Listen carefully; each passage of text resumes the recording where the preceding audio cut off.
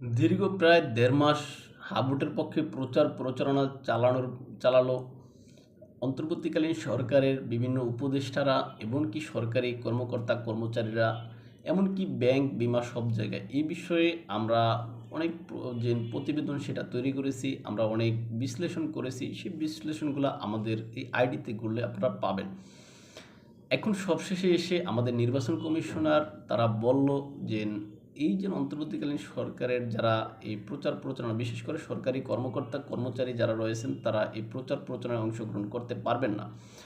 এখন আমাদের যে সংবিধান সংস্কার কমিশনের প্রধান হিসেবে যিনি রয়েছেন, এই যে জনাব আলী রিয়াজ, এই ভদ্রলোক তো প্রায়শই বলে থাকেন যে আসলে এই যে প্রজাতন্ত্রের কর্মকর্তা কর্মচারীরা যদি এখানে প্রচারে অংশগ্রহণ করে বা প্রচার করে, সেক্ষেত্রে সমস্যা নাই। কিন্তু আমাদের নির্বাচন কমিশন বলতেছে এখানে সমস্যা রয়েছে, তারা পারবেন না, তারা এখানে আইনের রেফারেন্স দেখাচ্ছেন, ইত্যাদি ইত্যাদি। এখন যিনি সংবিধান সংস্কার কমিশনের প্রধান, তিনি বলতেছেন মানে যে এখানে সমস্যা নাই, আবার নির্বাচন কমিশন বলতেছে সমস্যা। এখন এই বিষয়গুলো নিয়ে আসলে আমরা আলোচনা করতে চেষ্টা করব। দর্শক, আশা করি আপনারা সম্পূর্ণ ভিডিওটা দেখবেন এবং আপনাদের মূল্যবান মতামত কমেন্ট বক্সে লিখে জানাবেন। চলুন শুরু করা যাক।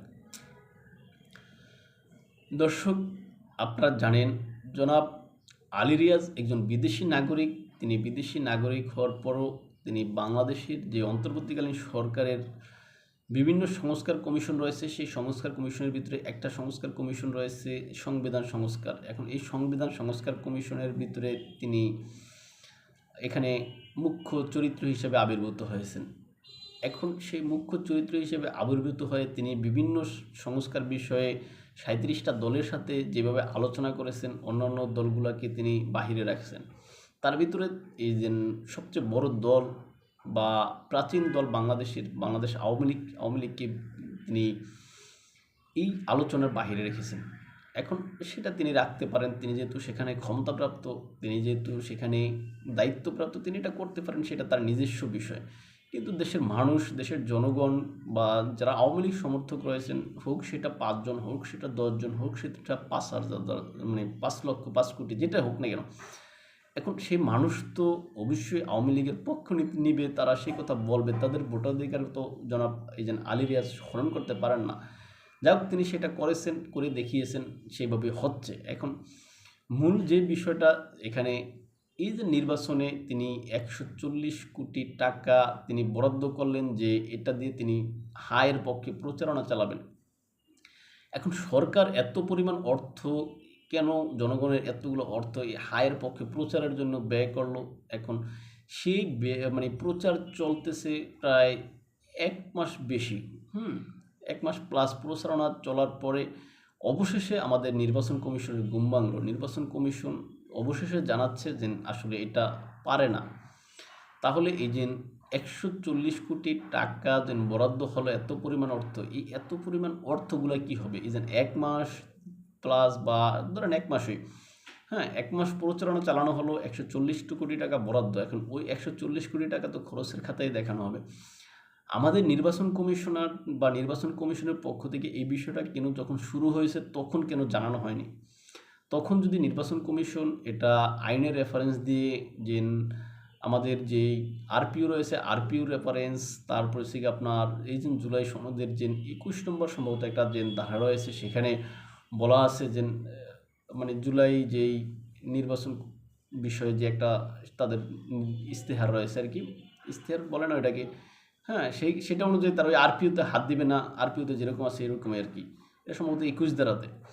এখন সব মিলিয়ে জুলাই সনদ বলেন বা আমাদের আরপিও বলেন, সব জায়গায় আসলে প্রজাতন্ত্রের কর্মকর্তা কর্মচারী তারা নির্বাচনের এই হা বা না এর পক্ষে প্রচার চালাতে পারে না।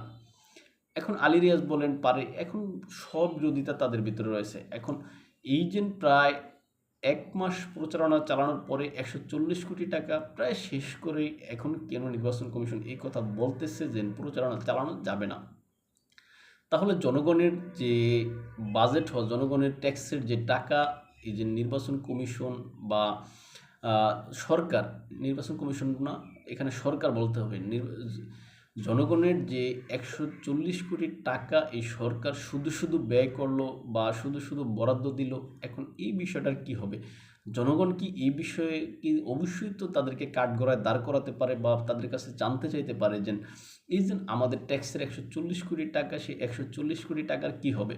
যে এই 140 কোটি টাকার ভিতরে হয়তো বা সম্পূর্ণ খরচ হয়ে গেছে, হয়তো বা সবটা হয়নি, হয়তো বা সামথিং কিছু থাকতে পারে, এটা আমি আমার থেকে বলতেছি। এখন যেটাই হোক না কেন, কিন্তু জনগণের এই 140 কোটি টাকা সরকার কেন এখানে এই ব্যয় করতে এখানে সম্মত হলো বা বাজেট দিল? এই জন্য তো অন্তর্বর্তী সরকারের যারা রয়েছেন বা যারা এই বিষয়ে পরামর্শ দিয়েছেন, তাদের তো অবশ্যই তাদেরকে মানে প্রশ্নের মানে কাঠগড়ায় দাঁড় করানো উচিত, তাদেরকে এখানে দোষী সাব্যস্ত করা উচিত বলে আমি মনে করি। কেননা জনগণের কষ্টের টাকা, জনগণের এখানে ঘাম জড়ানোর টাকা কেন এই দিন ফাও শুধুমাত্র এই হায়ের পক্ষে বা নায়ের বিপক্ষে এরকম প্রচারণা চালানোর জন্য এখানে ব্যয় করা হলো?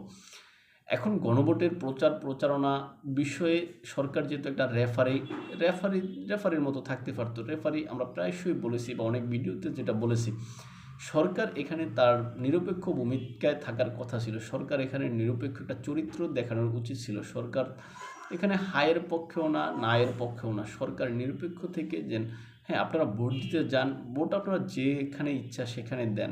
ওই যে অন্তর্বর্তীকালীন সরকার যেভাবে বলেছিলেন যেখানে সিল মারে, হ্যাঁ, এখন আপনারা যেখানে ইচ্ছা সেখানেই সিল মারেন। হ্যাঁ, হয়তো বা হ্যাঁ, হয়তো বা না।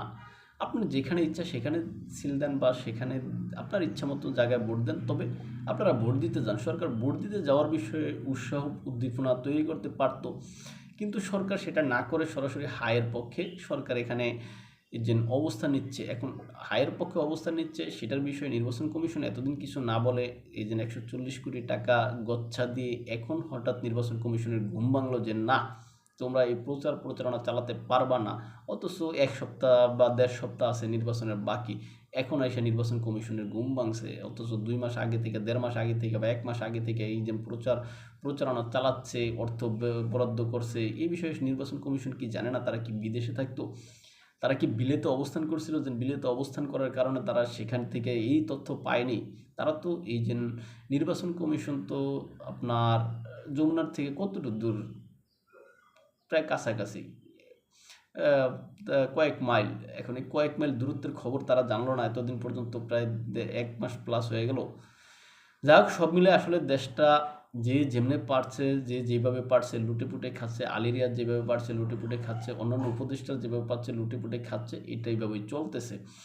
আর লুটের সবচেয়ে বড় স্তম্ভ তো আমাদের ডক্টর মোহাম্মদ ইউনূস, কেননা তিনি ক্ষমতায় আসার পরবর্তী সময়ে তিনি যেই 666 কোটি যে ট্যাক্সের মামলা, সেখান থেকে তিনি রাষ্ট্রকে ওই 666 কোটি দেবেন না বলে তার মামলা প্রত্যাহার করে নিয়েছেন। তিনি শ্রম অধিকার যে মামলা রয়েছে সেই মামলা থেকে নিজেকে প্রত্যাহার করে নিয়েছেন। সবচেয়ে বড় তো আসলে সুবিধাভোগী বা লুটপাটকারী তো তিনি নিজেই। তাই ভালো থাকবেন সবাই, দেখাবো অন্য কোনো ভিডিওতে অন্য কোনো বিষয়ে। আমাদেরকে যদি আপনারা ফলো করতে চান তাহলে ইউটিউব এবং ফেসবুকে স্বপ্নচারীর কথা নামে, ইনস্টাগ্রাম ও টিকটক এনে তো নামে দেখতে পারেন। আল্লাহ হাফিজ।